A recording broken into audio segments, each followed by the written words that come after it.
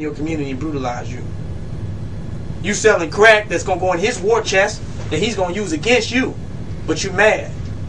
We're not going to change the world by going out at those symptoms.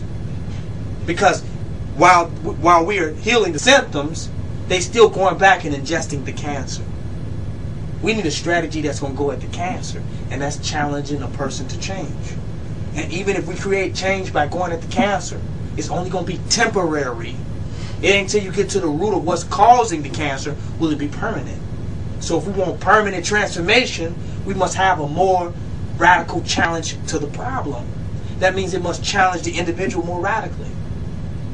We can't say, well, you can just join this and you can just become a part of this and you with this. The Panthers did that. But those people had not radically changed. Because if they did, they would be like the Arabs in Iraq. And I have to mention that. I don't care how many bombs they drop. At the end of the day, it's going to be Allahu Akbar. In our community, at the end of the day, it wasn't black power. At the end of the day, it was, I'm running for office, vote for me. That means you didn't have a radical change in your inner self. You didn't have a spiritual change. You didn't have the zeal of what you was about deep in your heart. Because if it did, nothing could have shook you off of it. So that means black supremacy, while not being religious, we must have a religious fervor. Do you follow what I'm saying? It's not a religion. It's nationalistic in a sense. It's dealing with our people and our nation, but it must become religious, because the reason it has to become with such a religious fervor is because it cannot occupy the space with no other religion. You cannot be a black supremacist and about black power and be a Muslim. That's going to hurt some people. Because black supremacy and black power need you so hard that you got to drop attention you got to drop Islam to give it all your attention. It's like a baby. You can't have a baby and a puppy. You follow? You got to pay attention to that damn baby. You got to put that Arab dog aside. Do y'all hear what I'm saying? Black supremacy needs your attention. And if it was completely progressing, and we saw the change that we want to see in the world, we say, well, okay, well, we can be Muslims. But if it's not working, that means you need to work harder. So you cannot practice Islam and black supremacy. You can't have the Arab throwing in his agenda. The Arab does not have enough power over you to even be running his mouth in America. Arab does not have enough power. I'm just keeping it real. So if he don't have enough power, why do we have to listen to a sidebar conversation of what the hadiths of Muhammad? You don't have power to enforce any of that. You are the subjugation of America. But we, instead of focusing on this white enemy, we got to stop and take 3 hours to argue the hadiths with this Arab. You understand what? That's a big distraction. We're Islamic militants trying to liberate our people, and you talking about whether the Prophet Muhammad's beard was red or white. You talking about Abu Bakr versus Ali. You follow the point I'm making? That's a whole sidebar conversation. You talking about, are we with the more scientific America, or are we with the Nation of Islam? These are different. These are just complete sidebar arguments that have the baby of black nationalism neglected. The diaper is full of white shit. While we're focusing on Islam and these other religious ideologies. That's a fact. And the Arab is only going to attach itself to you because you're yelling out Islam. He can get on in and say, my brother, I don't think you're praying right. But if you say black supremacy, what can he say? I ain't never heard an Arab say that as soon as you say black supremacy, they going the other way. They got nothing to say to you. That's already a sovereign conversation. But as soon as you start talking about Muhammad and Islam, they come and say, but I have the Quran and my people do this and this is the book. Quit talking to me, man. I'm trying to save my people, man. You follow what I'm saying? We're trying to save our people from brutality. Where was Islam at during slavery? Where was Islam at when our people was getting bit by dogs and all that? When we get a little paper, you follow, from working under this white man, now you come with your Arab stores and Islam and you want zakat. Where was you at when we was going through slavery? Where was the Islamic fighters at fighting for our freedom in America? How many armies did they send from Saudi Arabia to help us out? But now you are a brother now. You're wasting our time, man. Wow. You're wasting our time. So the point is, you cannot have black supremacy and Islam. That's two different conversations. How are we going to have our thing over here with our people and the Arabs still getting in there? Still sliding in there with what he got to say. That happened with Farrakhan. You not practicing Islam the way it's supposed to be practiced, and you got to make your people pray, and this is not the Islam taught by Prophet Muhammad. But that Elijah Muhammad set that up for the salvation and liberation of the black man. And now I think got lost in an Islamic scholar conversation, Islamic ideology conversation, that they ain't even figured out. They ain't even figured out in their country whether they're going to be Shiites or Hanifa or Sunni. They have not even figured that out in their own country. They still over there fighting. They have disunity among themselves based on Islam. And all the disunity we got among ourselves, now we got another one. Black supremacy must drop all them ideologies. They all cannot occupy the same space at the same time.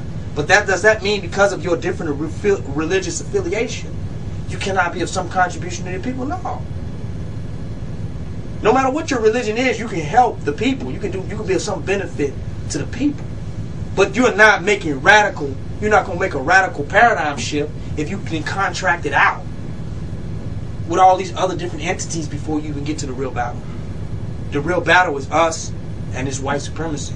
It's us and the disunity and the ignorance within us in our own community. How do we deal with that if we are arguing with some Arabs? It's not going to work. Black supremacy and Christianity won't work. Too many denominations of Christianity. Faith-based initiative. The church and the state has become one. The pastor and the white man and the state is the same damn entity. The politicians, pastors, all of them are in the bed together. So your pastor is now working for the system. He dressed better than the mayor. He's not for the people. He reflects the deep-seated materialism in our society. With the money he spends, he does not offer enough social services for the people relative to his personal bank account. If you're going to make some money, at least half, we should see an equivalence in the amount of social services that you provide for the people who don't have it. You can't say I provide for my church. They already have. They didn't give you the shit. I provide for my church. Okay, your church provides for you. That's a network. That's a conglomerate. Provide for people who don't have nothing. Start setting up something for the rest of the overall community. So you cannot mix Christianity with black supremacy, because guess what? Then the white man come in and say, well, didn't Jesus say you should love everybody? Then you ask him, when did y'all start loving everybody? Love the Arab and stop the war right now. You're not going to do it. But that's just how they slide in on us through their religions. But if you say you practice voodoo, what they going to come say then? Oh, with voodoo, let me get the hell up out of here. Anytime you've seen black people practicing voodoo in them villages and them tribes, you see the white man go sit his ass down and shut the hell up. But if you see them practicing anything else, the white man got something to say. He got some 2 cents to put in. That's why I came with black supremacy. A lot of people come with the hip-hop movement. The white man ain't got into that, because he funded it. Hip-hop was made by record companies. Capoeira and rhythm, you follow, which is the breaking is the capoeira, and rhythm is indigenous. But hip-hop has been made by a marketing company. It was created in an office. There was rhythm and movement before hip-hop. Don't get it twisted, but when it became hip-hop, it became a marketing entity that made money for white executives. They own it. That's why it's white boys in there. That's why Tupac got signed. Your so-called revolutionary Tupac got signed because some white bitch liked his music. Huh? Some white man's daughter liked Tupac and signed him. Am I correct? So they own, even your revolutionary rappers are owned by the white man. The hip-hop is his entity. So you cannot be hip-hop, because little white boys and Hispanics still panicking to be him. You follow? They still run on in there. They cool, they B-boys. They can get into your circle, right? Can we get into their circles? If we walk up in the Mexican cathedral, are they gonna be befriending us? They gonna speak a Spanish we ain't never heard before. Huh? They gonna speak a dialect of Spanish we've never heard. They get their own communities and we go in there. Do they befriend us when we go over there? No, they don't. I'll take you to Little Mexico in Chicago. They say Chicago is the most separatist, racist place in the world. Let me take you to Little Mexico and see how many Mexicans speak to you. But they can slide in through hip-hop. The white man can get in there and be cool with you and be down with you and rap with you in hip-hop. He can get in there. When you say black supremacy, how many white people can get in? We need something these devils cannot get in. And it must be ideologically proof. We say we don't want no agents in, but our very philosophies invite them in. Our philosophies are consistent with being hospitable towards them. That's a fact. We went to a Black Panther meeting and they was just saying power to the people. They couldn't even say black power. Because there's too many white people there. There's too many white people there. So I love to say black supremacy because don't no white person want to get involved in that. If he get involved in that, he ready to bow on his knees and crawl everywhere he go. Like he was in the cave.